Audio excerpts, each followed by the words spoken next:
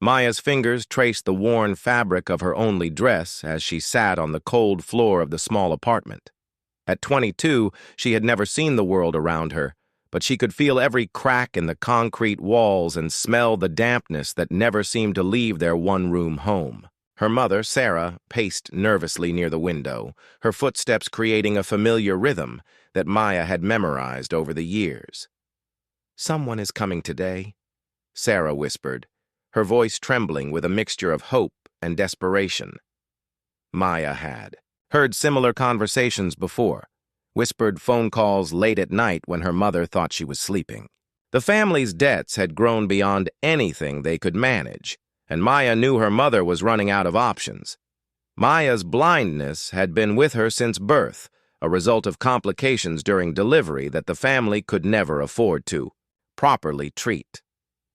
Her father had left when she was just 5 years old, unable to handle the financial burden and responsibility. Since then, Sarah had worked multiple jobs, cleaning offices at night and taking in laundry during the day, but it was never enough to cover their basic needs and Maya's medical expenses.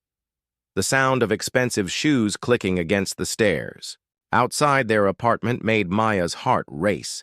She had developed an acute sense of hearing over the years, and she could tell these weren't the worn sneakers of their neighbors or the heavy boots of the landlord. These footsteps belonged to someone wealthy, someone who didn't belong in their run-down neighborhood. A gentle knock echoed through their small space, and Maya heard her mother take a shaky breath before opening the door. A man's voice filled the room, deep and authoritative, yet strangely gentle. "Mrs. Chen, I'm Alexander Morrison.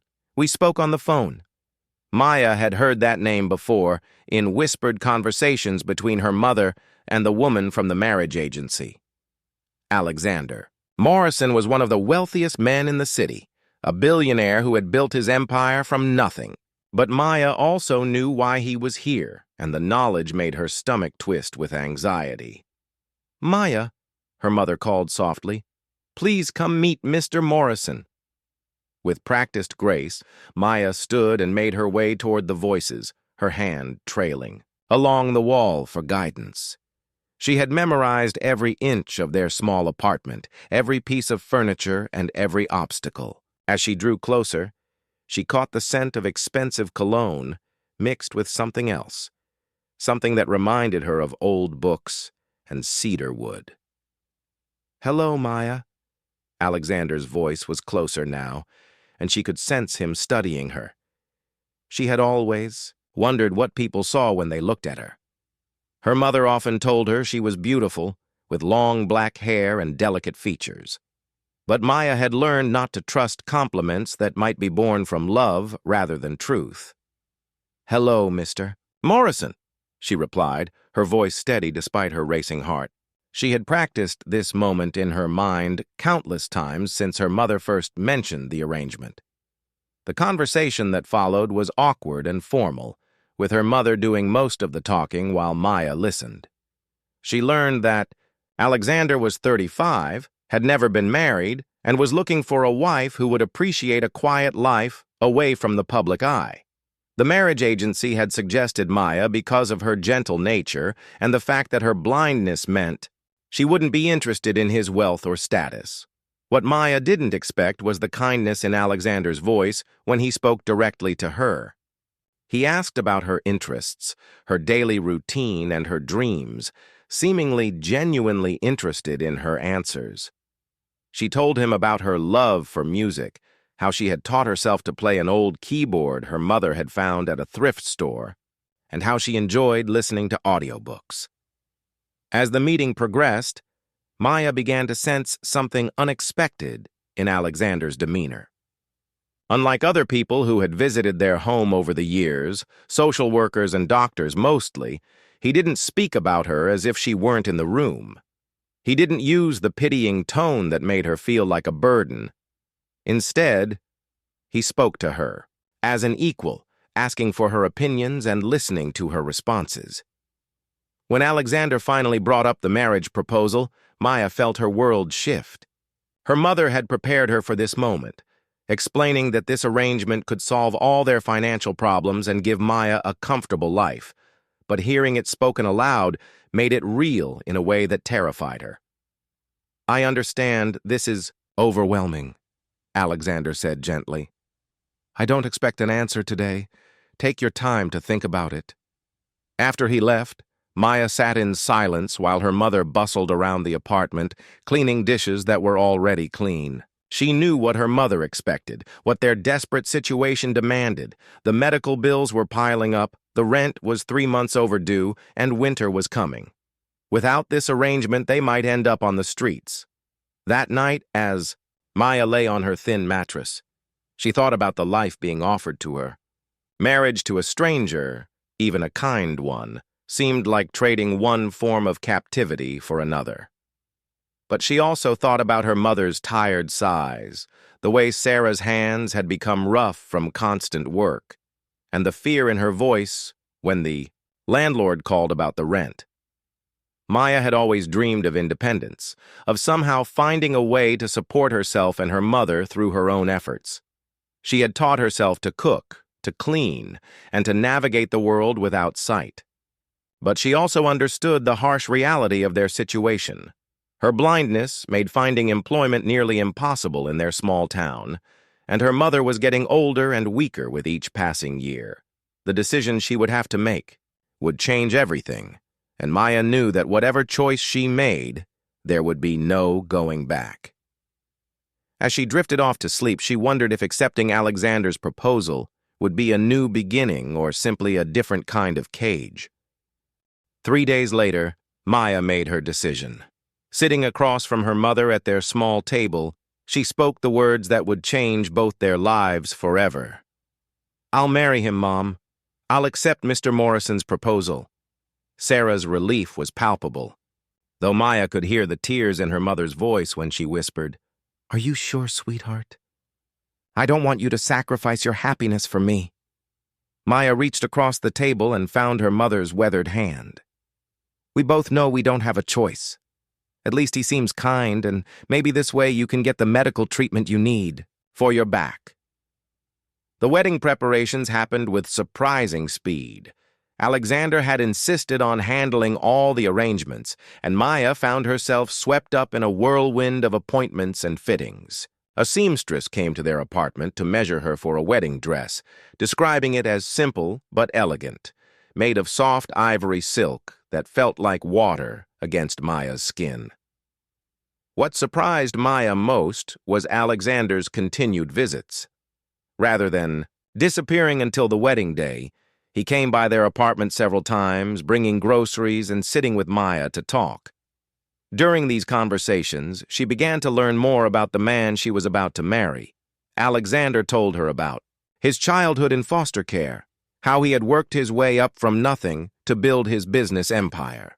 He spoke about his loneliness, how success had isolated him from genuine human connection, and how he hoped marriage might bring some warmth back into his life. Maya found herself oddly comforted by his honesty, though she still wondered what had driven him to choose such an unusual arrangement. "Why me?" she asked during one of these visits, her directness surprising them both. Alexander was quiet for a long moment before answering. "Because you see people for who they really are, not what they have or what they can give you. Your blindness is actually a gift in that way. You listen to hearts, not wallets." The wedding day arrived sooner than Maya had expected. Alexander had arranged for a small ceremony at the courthouse, with only Sarah and his assistant, Mrs. Rodriguez, as witnesses. Maya wore the silk dress and carried a small bouquet of roses that Alexander had chosen, their sweet fragrance calming her nerves. Standing. Before the judge, Maya felt Alexander take her hand. His touch was gentle but firm, and she noticed his hands were slightly calloused despite his wealth, telling her he still worked with them in some capacity. When it came time to say their vows, Alexander's voice was steady as he promised to care for her and protect her. Maya's own vows came from her heart rather than tradition. She promised to be a true companion, to bring whatever light she could to his life, and to face whatever came next with courage. As they exchanged rings, Maya felt the weight of the simple gold band on her finger, a physical reminder of the commitment she had just made. After the ceremony, Alexander drove Maya to what would be her new home. She had expected something grand and intimidating, but as they pulled up the long driveway, Alexander described a beautiful but not ostentatious house surrounded by gardens. "I had them plant jasmine and lavender along the walkways," he explained. "I thought you might enjoy the scents." Mrs. Rodriguez, a kind woman with a warm voice and gentle manner, showed Maya around the house. Each room was described in detail, from the large kitchen with its granite countertops to the library filled with books and audio equipment. Maya's favorite discovery was the music room, where Alexander had installed a beautiful grand piano. "I noticed your keyboard at your mother's apartment," Alexander explained when Maya ran her fingers over the smooth keys. "I thought you might like to have a proper instrument." That evening, as Maya sat alone in what was now her bedroom, she felt overwhelmed by the magnitude of change in her life. The room was larger than her entire previous home, with soft carpets under her feet, and curtains that Mrs. Rodriguez had described as deep blue, the color of twilight. Alexander had shown her where everything was located, from the spacious closet filled with new clothes to the bathroom with its deep, soaking tub. But despite the luxury surrounding her, Maya felt more alone than ever. This was her wedding night, yet she and Alexander had agreed to maintain separate bedrooms until they both felt more comfortable with their arrangement. She appreciated his consideration, but it also emphasized how strange and businesslike their marriage truly was. A gentle knock on her door interrupted her thoughts. "Maya, may I come in?" Alexander's voice carried a note of uncertainty she hadn't heard before. "Of course," she replied, sitting up straighter in the plush armchair where she had been listening to the sounds of her new home. Alexander entered and she heard him settle into another chair across from her. "I wanted to make sure you're comfortable," he said, "and to talk about what happens next." Maya appreciated his directness. "What do you expect from me?" she asked, her own voice quiet but clear. "I expect nothing beyond what you're willing to give," Alexander replied. "I hope that in time we might become true companions, maybe even friends. But I want you to know that you're safe here, Maya. This isn't a prison, even if it might feel strange at first." As they talked late into the night, Maya began to understand that perhaps Alexander was as nervous and uncertain about their arrangement as she was. He told her about his daily routines, his work schedule, and his hopes that she might find ways to be happy in her new life. He mentioned that he had already arranged for her mother to receive the medical treatment she needed and had set up a trust fund to ensure Sarah would never face financial hardship again. When Alexander finally said goodnight and left her alone, Maya sat in the darkness that was no different to her than any light. She thought about the unexpected kindness her new husband had shown, the careful consideration he had put into making her feel welcome. Perhaps this arrangement, born out of desperation and necessity, might somehow grow into something more meaningful than either of them had dared to hope. The first month of married life brought unexpected rhythms and discoveries. Maya woke each morning to the sound of Alexander preparing for work in the kitchen below, the gentle clatter of dishes and the aroma of coffee drifting up to her room. He had a quiet, methodical way of moving through the house, and Maya found comfort in the predictability of his routines. Mrs. Rodriguez became Maya's guide and companion during those early weeks. The older woman had worked for Alexander for nearly 10 years and possessed infinite patience as she helped Maya navigate her new environment. Together, they explored every corner of the house, from the greenhouse where Alexander grew orchids, to the workshop in the basement where he crafted furniture as a hobby. "He's been alone for so long," Mrs. Rodriguez confided one afternoon as they sat in the garden, Maya's fingers trailing through the herbs Alexander had planted. I worried he would forget how to be around people, but you've brought something peaceful to this house. Maya wasn't sure she believed that yet, but she had noticed changes in Alexander's behavior. He no longer ate his meals in rushed silence before disappearing into his study. Instead, he began joining Maya for dinner, their conversations flowing from business topics to books they had both enjoyed. Maya discovered that Alexander was surprisingly well-read and possessed a dry sense of humor that caught her off guard. The piano in the music room became Maya's refuge. She spent hours each day playing, working through pieces she had memorized years ago, and learning new compositions from the extensive collection of sheet music Alexander had ordered in Braille. The instrument's rich tone filled the house with music, and Maya noticed that Alexander often lingered in nearby rooms when she played, though he never interrupted. One evening, as Maya finished a particularly complex piece by Chopin, she heard Alexander's footsteps approaching the music room.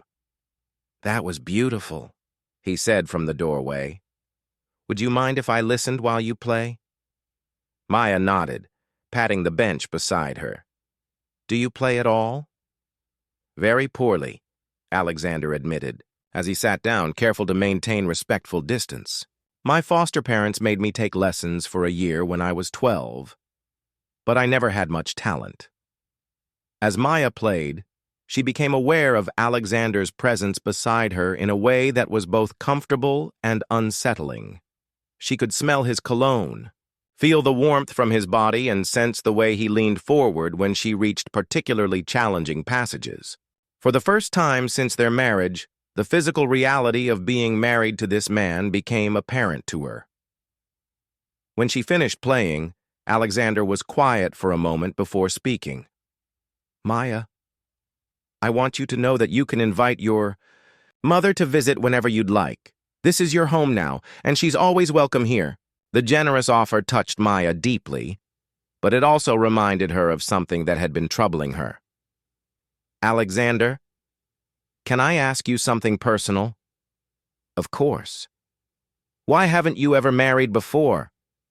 "I know the marriage agency told my mother you had never been married.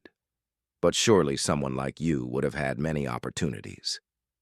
Alexander's silence stretched long enough that Maya wondered if she had overstepped. When he finally answered, his voice carried a weight she hadn't heard before. "I was engaged once about 5 years ago," he said slowly. "Her name was Victoria. She was everything I thought I wanted. Beautiful, sophisticated, from a good family. We were together for 2 years planning our future." Maya waited, sensing there was more to the story. "I discovered she was having an affair with my business partner," Alexander continued. "But that wasn't the worst part. When I confronted her, she laughed and told me she had never cared about me at all. She said I was just a means to an end, a way to secure the lifestyle she wanted. She had been feeding information about my business, deals to her lover, helping him compete against me." Maya felt a wave of sympathy for Alexander, understanding now why he had chosen such an unconventional arrangement for marriage. "I'm sorry," she said softly. "That must have been devastating." "It was," Alexander admitted, "but it taught me something important about trust and authenticity. When I met you, I saw someone who couldn't possibly have ulterior motives based on my appearance or status. Your mother was honest about your family's situation, and you've been honest with me from the beginning. There's something refreshing about that level of truth." Maya pondered his words as they sat together in the music room. She realized that while her blindness had always felt like a limitation, Alexander saw it as a form of protection for both of them. She couldn't judge him by his looks or be swayed by displays of wealth she couldn't see. Their relationship, strange as its beginning had been, was being built on more substantial foundations than many conventional marriages. As the weeks passed, Maya began to feel less like a stranger in Alexander's house. She established routines of her own, taking long walks through the gardens in the morning, spending afternoons reading in the library, and cooking dinner with Mrs. Rodriguez. Alexander encouraged her independence while remaining available whenever. She needed assistance or company. The breakthrough in their relationship came unexpectedly one evening when Maya heard Alexander struggling with something in his study. She knocked on the door and found him frustrated with a computer problem that was preventing him from accessing important documents for a morning meeting. "I don't suppose you know anything about computers," he said with a rueful laugh. Maya smiled. "Actually, I do. I had to learn to use screen reading software and voice commands years ago. May I try?" What followed was an hour of Maya patiently, guiding Alexander through accessibility features and keyboard shortcuts she had mastered out of necessity. Her expertise surprised him, and Maya felt a surge of pride at being able to help her husband with something genuinely useful. "I never thought about how much you must know about technology," Alexander said as Maya successfully recovered his files. "I've been assuming you needed help with everything, but you're far more capable than I realized." That night marked a subtle shift in their relationship. Alexander began asking for Maya's opinions on business matters, discovering that her careful listening skills and analytical mind offered valuable perspectives. Maya, in turn, felt less like a charity case and more like a partner, even if their marriage remained unconsummated and somewhat formal. But Maya was also becoming increasingly aware of her growing attraction to Alexander. His kindness, his intelligence, and the gentle way he treated her had awakened feelings she hadn't expected. She found herself looking forward to their evening conversations and missing his presence when he traveled for business. The realization both excited and frightened her, as she wasn't sure if Alexander's feelings were developing beyond companionship and mutual respect. 3 months into their marriage, Maya discovered she wasn't the only one whose feelings were changing. The revelation came during what started as an ordinary evening, but would become the turning point in their relationship. Alexander had returned from a week-long business trip to Chicago, and Maya had surprised herself by how much she had missed him. During his absence, the house had felt empty despite Mrs. Rodriguez's cheerful presence. Maya had found herself listening for Alexander's footsteps, missing their dinner conversations, and feeling restless in ways she couldn't quite explain. When Alexander arrived home that evening, he seemed different. There was an energy about him, a nervousness that Maya could sense even before he spoke. Over dinner, their conversation felt stilted, filled with unusual pauses and half-finished thoughts. "Maya," Alexander finally said, as Mrs. Rodriguez cleared their dessert plates, "would you walk with me in the garden? There's something I need to tell you." The spring air was warm and filled with the scent of blooming roses as they made their way along the familiar stone path. Maya's hand rested lightly on Alexander's arm, a gesture that had become natural over the months, but tonight she noticed the tension in his muscles. "I've been thinking a lot while I was away," Alexander began, his voice unusually hesitant. "About us, about this arrangement we made, about what I want from life." Maya's heart began to race, though she couldn't tell if it was from hope or fear. "When I first proposed this marriage," Alexander continued, "I thought I was looking for companionship, someone to share meals with and provide a calm presence in my life. I told myself I didn't want love, that I couldn't risk that kind of vulnerability again." They had stopped walking, and Maya could hear Alexander's slightly uneven breathing. "But somewhere along the way, Maya, you've become so much more than a companion to me. I find myself thinking about you constantly when I'm away. I listen for your music when I come home. I look forward to our conversations more than anything else in my day." Maya felt her breath catch in her throat. "Alexander, I know this wasn't part of our original agreement," he said quickly, as if afraid she might stop him. "I know you married me out of necessity, not choice, but I had to tell you that I've fallen in love with you, Maya. Completely and irrevocably in love with you." The words hung in the air between them, and Maya felt tears beginning to form in her eyes. She had hoped, had begun to suspect that Alexander's Feelings might be deepening, but hearing him say it aloud overwhelmed her with joy and relief. "Oh, Alexander," she whispered, turning to face him fully. "I thought I was the only one feeling this way. I've been falling in love with you too, but I was afraid to say anything, afraid you might think I was just being grateful for your kindness." She heard Alexander's sharp intake of breath, and then his hands were gently cupping her face. "Maya, are you sure? I don't want you to feel obligated to say that just because I've been honest with you." "I'm sure," Maya said, reaching up to cover his hands with her own. "I love the way you make me laugh, the way you ask for my opinions and really listen to my answers. I love how patient you are, how you've given me space to find my place in your world. I love your strength and your gentleness and the way you play with that little stray cat in the garden when you think no one notices." Alexander's laugh was filled with wonder and relief. "You notice everything, don't you?" "It's how I see you," Maya said softly. "Through all the little things you do, all the ways you show who you are, instead of just telling me." What happened next felt like the most natural thing in the world. Alexander leaned down and kissed her, a soft, tentative kiss that spoke of months of restraint and growing affection.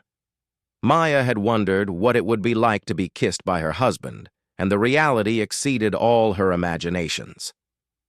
When they finally broke apart, both were breathing unsteadily. "I've wanted to do that for weeks," Alexander admitted, his forehead resting against hers. "I was hoping you would," Maya confessed, feeling bold in her honesty. That night, for the first time since their marriage, they didn't retreat to separate bedrooms. Instead, they sat together in the living room, talking until nearly dawn about their hopes for the future, their fears about the past, and the unexpected gift their arranged marriage had become.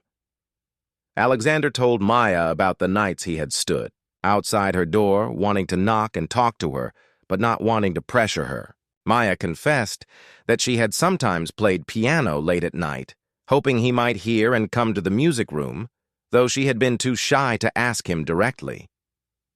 "We've been dancing around each other for months," Alexander said with amusement. "Well, neither of us expected this," Maya pointed out. "Arranged marriages aren't supposed to turn into love stories." "Maybe the best ones do," Alexander suggested, his arm tightening around Maya as she leaned against his shoulder. The next few weeks brought a new phase to their relationship. Alexander began staying home more often, delegating business trips, when possible, so he could spend more time with Maya.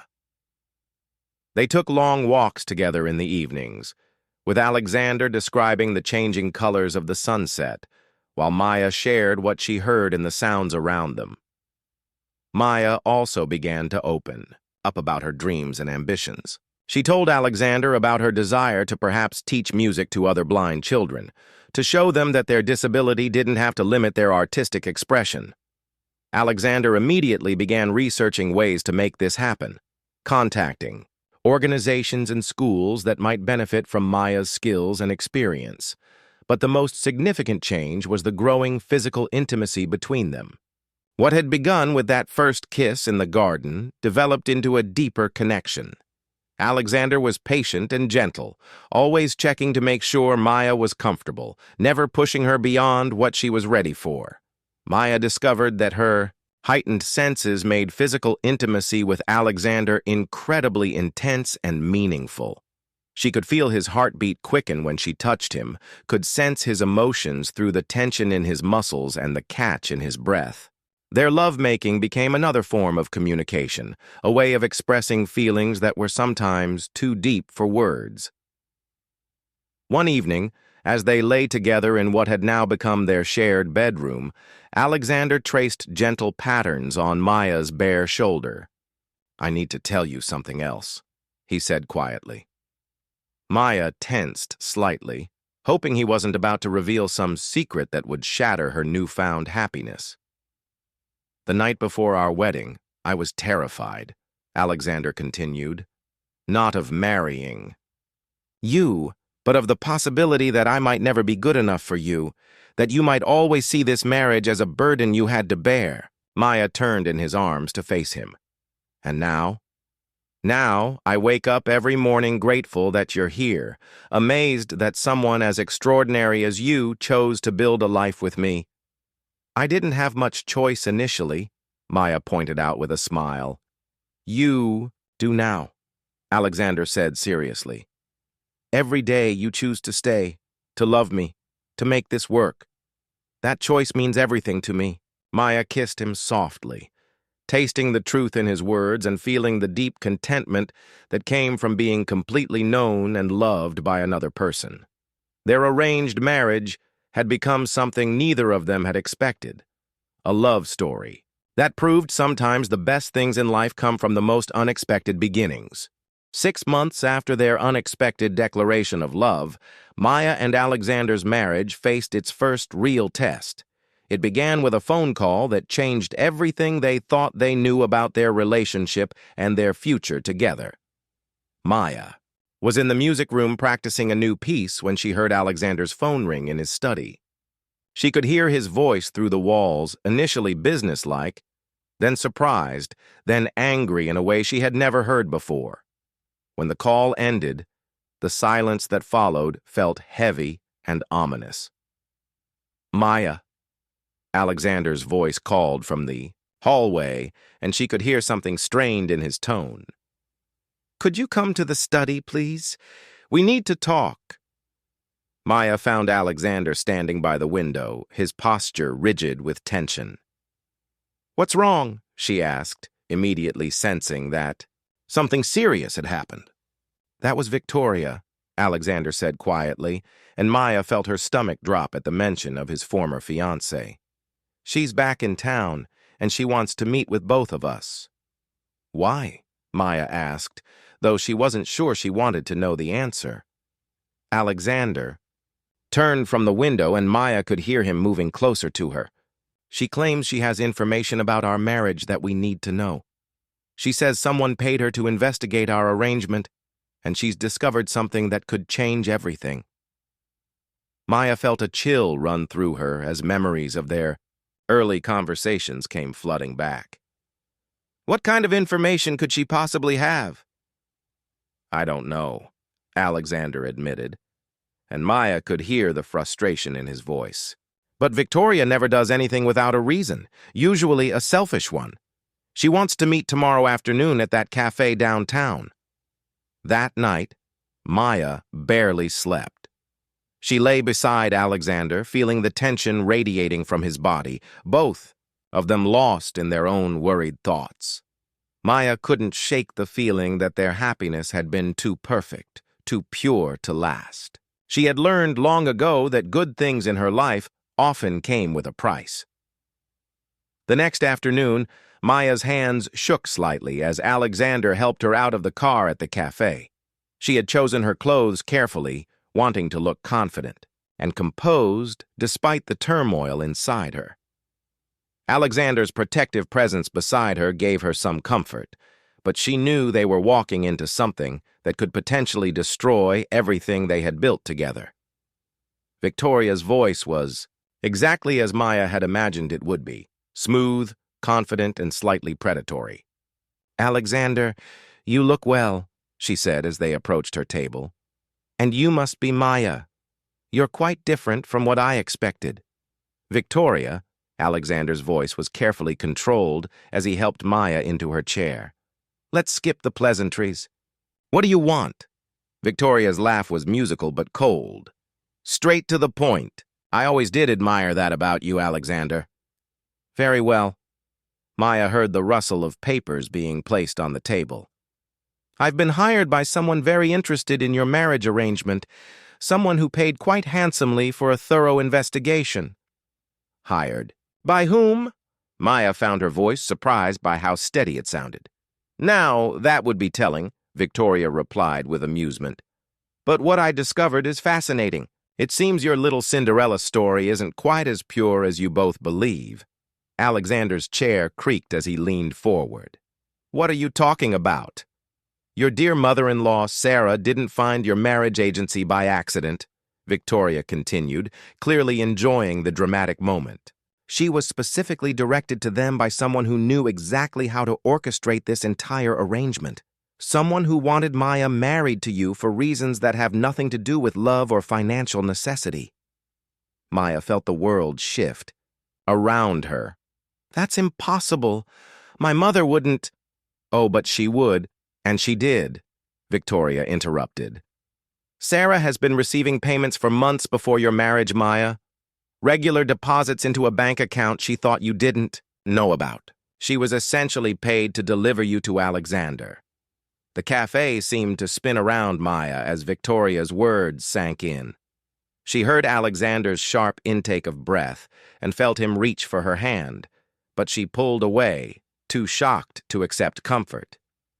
"You're lying," Alexander said, his voice dangerous. "Sarah Chen is one of the most honest people I've ever met." "Am I?" Victoria sounded pleased with their reactions.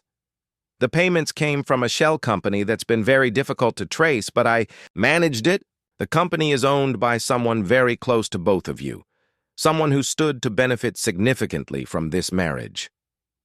Maya's mind was racing, trying to process what she was hearing. If her mother had been paid to arrange the marriage, then everything about their meeting, their courtship, their love, suddenly felt tainted and false. "Who?" Maya whispered. "Who paid her?" Victoria paused dramatically before delivering her final blow. "Mrs. Rodriguez, your beloved housekeeper, Alexander. It seems she's been playing a much longer game than either of you realized." The silence that followed was deafening. Maya felt as if the ground beneath her chair had disappeared. Mrs. Rodriguez, who had been so kind to her, who had helped her adjust to her new life, who had seemed to genuinely care about both of them. "That's impossible," Alexander said, but Maya could hear doubt creeping into his voice. "Elena has worked for me for 10 years. She's been nothing but loyal." "Has she?" Victoria asked sweetly. "Or has she been positioning herself for something much bigger? Think about it, Alexander.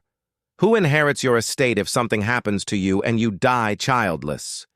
Who have you named in your will as the beneficiary if you have no spouse or children?"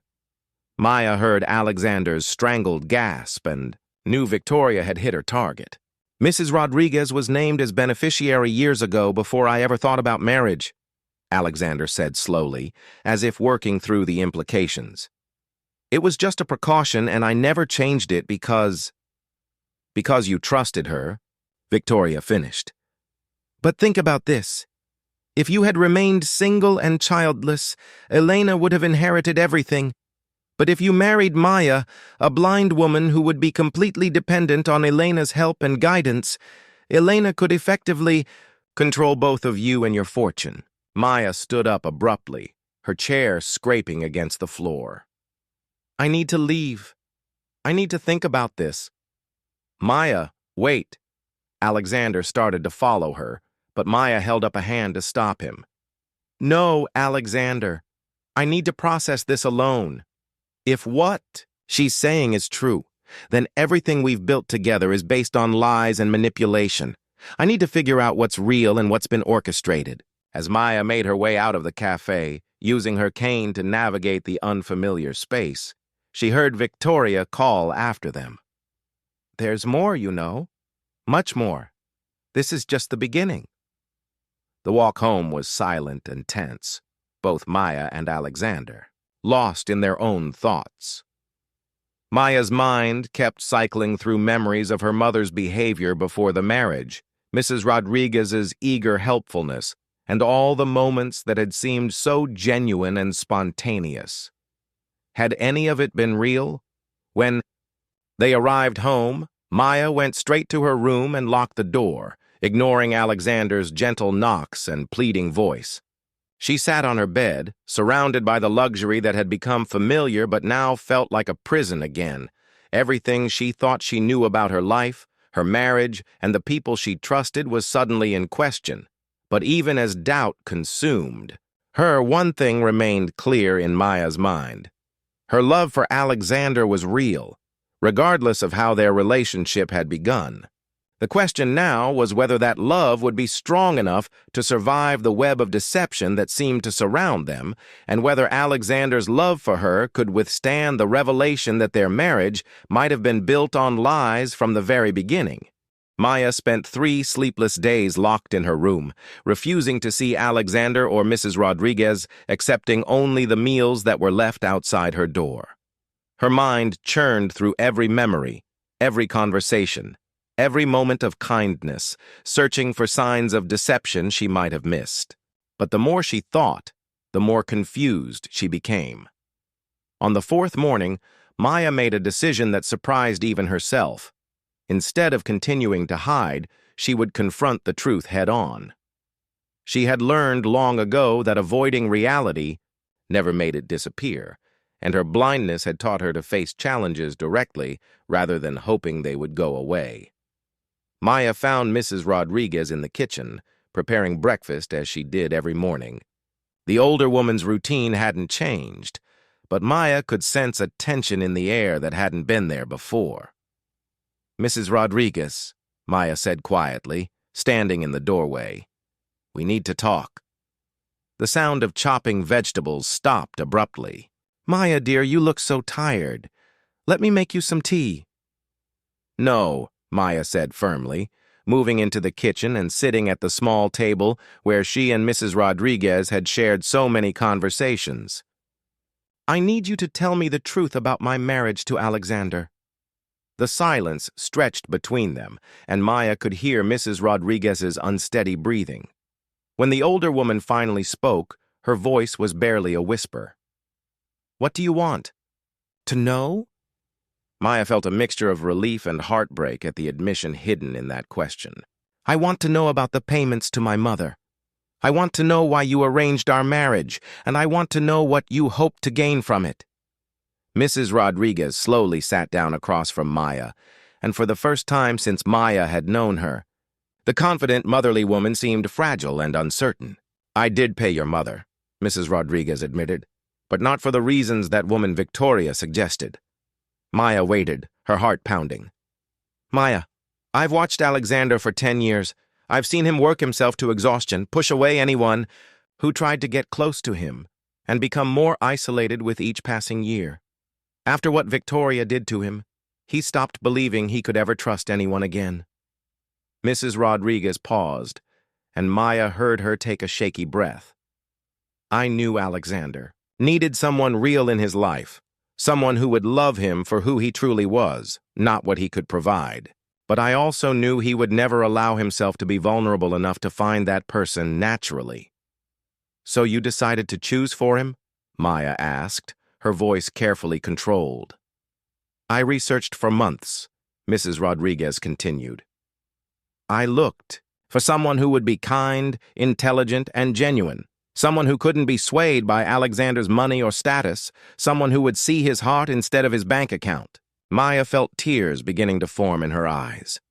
"And you found me. I found your mother's situation through a social worker I know. When I met you both, I knew immediately that you were everything Alexander needed.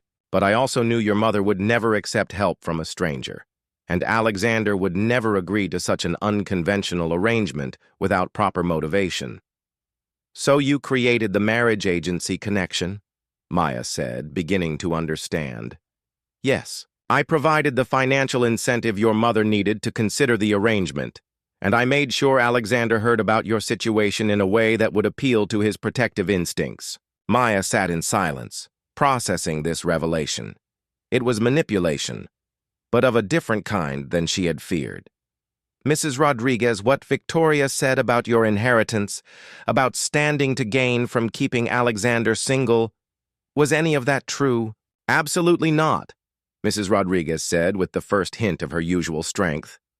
"Alexander did name me as a beneficiary years ago, but I had him change that will the week after your wedding. I insisted on it. I wanted no one to ever question my motives for encouraging this marriage." Maya felt something loosen in her chest. "Why didn't you tell us the truth from the beginning?" "Because I knew that if either of you felt manipulated, you would never give each other a real chance. I needed you both to believe that what developed between you was entirely your own choice. At that moment, Maya heard Alexander's footsteps in the hallway.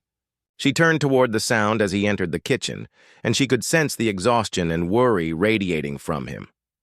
"Maya," he said softly, "I've been trying to give you space, but I can't stand this anymore. Whatever the truth is about how we met, what we have now is real. Our love is real."